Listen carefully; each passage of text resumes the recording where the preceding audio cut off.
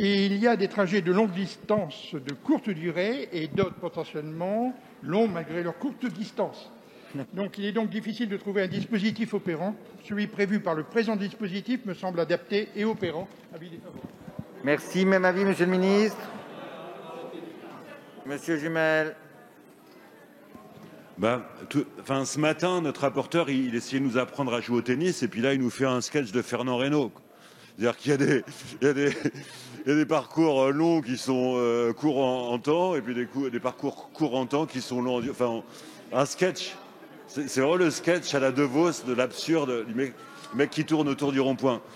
Enfin, nous, on est en train de vous dire que y a des gens qui prennent le TGV confort Paris-Lille et qui seront contraints par le pass sanitaire, et puis d'autres qui prennent des trains régionaux qui ont été déclassés d'ailleurs des trains intercités, bondés, dans une durée équivalente à celle du Paris-Lille, et à qui on ne demandera pas le pass sanitaire. Et donc on met l'accent sur le fait que votre critère, c'est un critère à la noix de coco. Enfin, c'est un critère absurde. C'est un critère inopérant au plan sanitaire. C'est un critère, c'est indéfendable, quoi. Donc vous n'êtes pas bon au tennis, et puis en sketch, il y a plus drôle. Parce que, enfin, c'est... Monsieur Ruffin.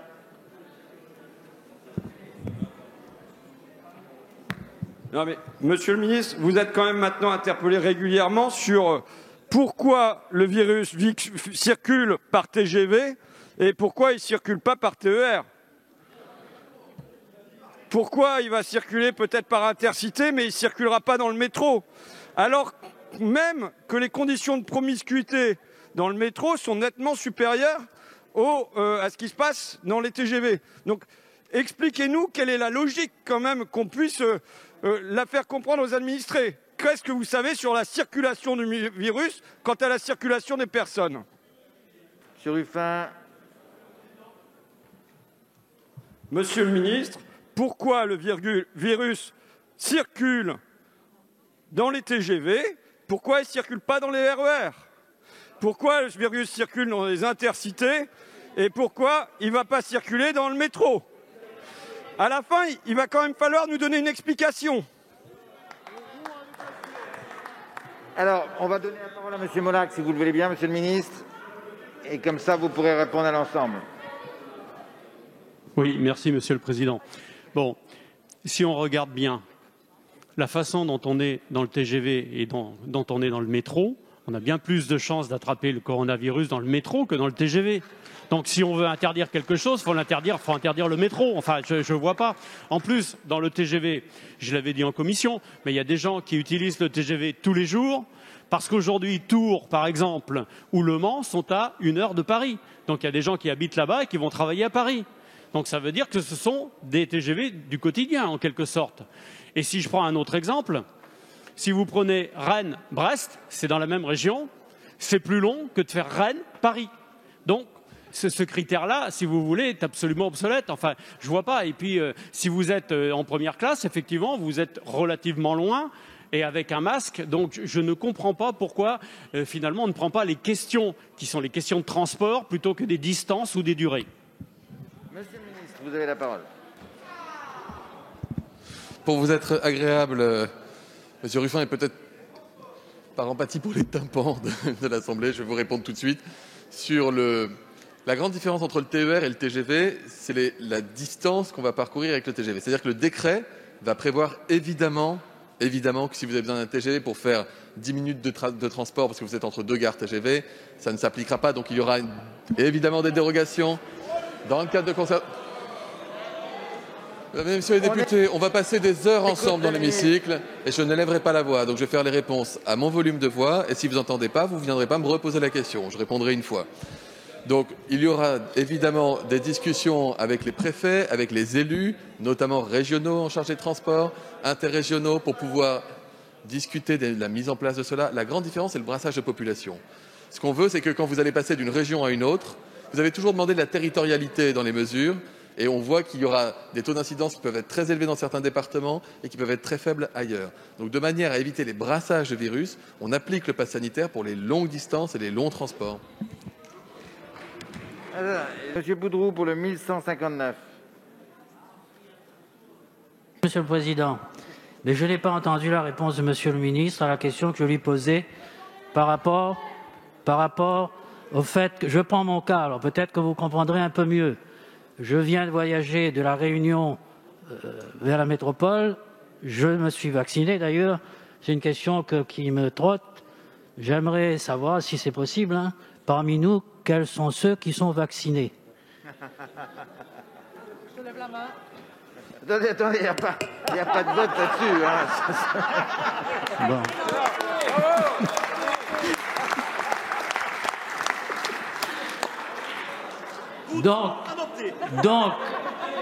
Donc, je suis vacciné. J'ai mes 2 doses. Mais il paraît qu'il faudrait peut-être une 3e dose. Donc, on est sûr de rien. Alors, je suis sérieux, Monsieur le ministre.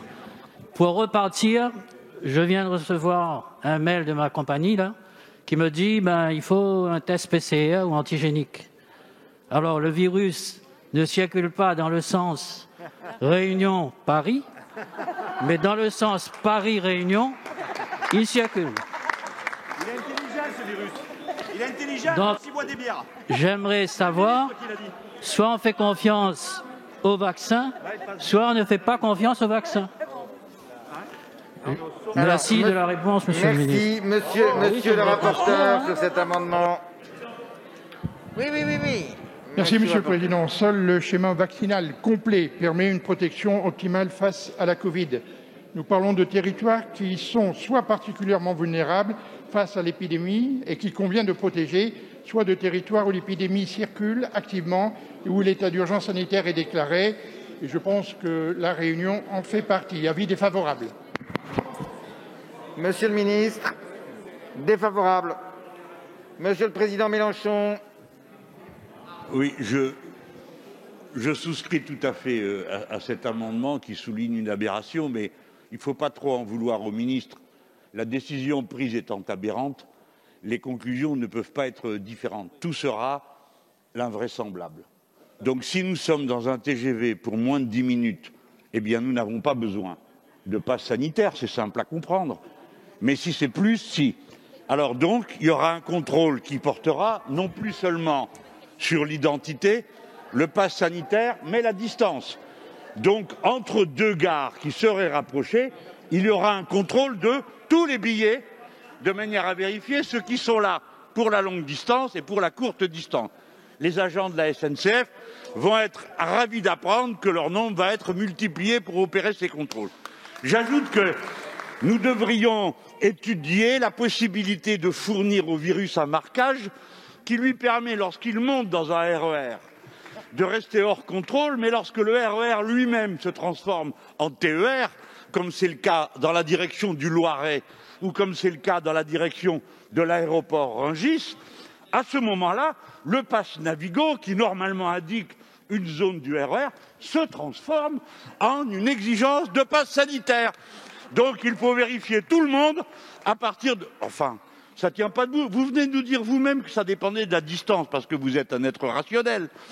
Donc vous voyez bien que ça n'a pas de sens de contrôler sinon. Mais avec ce que vous nous proposez, ce n'est pas la société du contrôle permanent. Ça, c'est n'importe quand qu'il faudra contrôler. C'est la pagaille, la chienlit, le désordre, l'épuisement de tout le monde dans des contrôles qui n'ont aucun sens et qui provoqueront partout des conflits tels que sont les Français aujourd'hui. Merci, Monsieur le Président. Madame Lebon a la parole. Madame Lebon, et puis je veux... Merci, Monsieur le Président. Je voudrais rebondir sur les propos de mon collègue Poudroux. Je viens de La Réunion, un territoire où l'épidémie flambe, où on questionne le retour donc, du couvre-feu, du confinement également. Et enfin, il y a déjà un couvre-feu à 23h, mais on va l'avancer. Et pour partir de La Réunion, comme je suis vaccinée, je n'ai eu à faire aucun test PCR. Par contre, pour y revenir, alors que le virus circule quand même moins largement ici, je devrais faire mon test PCR pour rentrer à La Réunion. Où est la logique, Monsieur le Ministre? Où est la logique, s'il vous plaît? Monsieur le Ministre. D'abord, il y a 2 éléments de réponse. Pour ce qui concerne La Réunion, ça faisait partie d'une réflexion interministérielle avec les avis scientifiques pour éviter d'amener dans des territoires fragiles des variants qui pouvaient y causer des vagues épidémiques. Mais ensuite, vous savez très bien que ces critères sont réévalués en fonction de la situation épidémique propre à chaque territoire. Ce que vous décrivez n'est pas amené à rester dans la durée. Sur la question, pour répondre à M. Mélenchon, président Mélenchon, s'il veut bien peut-être que je lui réponde. M. Mélenchon, je n'ai sans doute pas été assez clair. L'intention du gouvernement, dans la loi, c'est de permettre de prévoir l'usage d'un pass sanitaire pour certains types de longs déplacements, quel qu'en soit d'ailleurs le vecteur de déplacement. Vous posez la question de savoir comment est-ce qu'on va faire la différence entre des petits déplacements sur des longues lignes et les longs déplacements sur les mêmes lignes. Et c'est là que je vous ai dit qu'il y a des situations propres à chaque territoire qui appellent à avoir une réflexion territoriale en lien avec les élus, les préfets, en concertation de manière à trouver les dispositifs qui ne soient pas aussi absurdes que ceux que vous décrivez par anticipation, M. Mélenchon. Donc, je le redis, le principe, c'est d'éviter les brassages de population. Là où nous avions interdit les déplacements interrégionaux pendant les périodes de confinement, pour éviter les brassages, nous ne voulons plus interdire les déplacements interrégionaux, et je suis sûr que vous êtes favorable à cette hypothèse. Et donc, de la même manière que quand nous ne voulons pas fermer les restaurants, nous prévoyons d'y installer des passes sanitaires. Comme nous ne voulons pas interdire les déplacements interrégionaux, nous y prévoyons un dispositif de passe sanitaire qui permettra aux gens de continuer à circuler. Les conditions opérationnelles, vous avez raison de dire que c'est une question importante, mais vous êtes législateur depuis bien plus longtemps que moi et vous savez que cela renvoie à un décret et que ce décret précisera toutes les données. Donc là, nous actons le principe de pouvoir, si la situation le nécessitait, avoir recours au pass sanitaire plutôt que de supprimer les déplacements interrégionaux.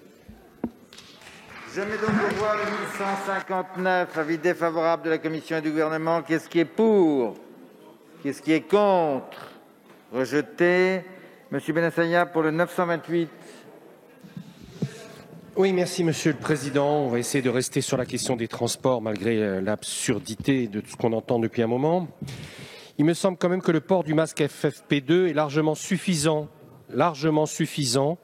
pour limiter toute transmission du virus d'une porteur à une personne saine. Le masque FFP2 protège sur des transmissions et des contaminations pendant une durée d'environ 8 heures et filtre presque intégralement les particules. Il est donc parfaitement sécurisé et sécurisant.